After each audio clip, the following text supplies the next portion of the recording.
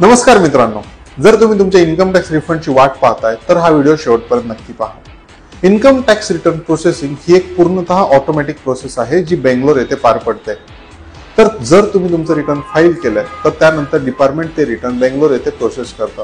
Process केल्यानंतर जर डिपार्टमेंटला तुमचा रिफंड ऍक्सेप्टेड असेल तर ते तसं तुम्हाला इंटिमेशन अंडर सेक्शन 143 पाठवतं, जे की तुमच्या रजिस्टर्ड मोबाईल नंबर किंवा मेल आयडी वरती येतं। एकदा का तुम्हाला इंटिमेशन भेटलं की त्यानंतर डिपार्टमेंट तुमचा रिफंड तुमच्या बँक अकाउंटला क्रेडिट करतं काही दिवसांमध्ये। त्यासाठी तुम्हाला तुमचं बँक अकाउंट हे इन्कम टॅक्स पोर्टलला व्हॅलिडेट करून ठेवावं लागेल।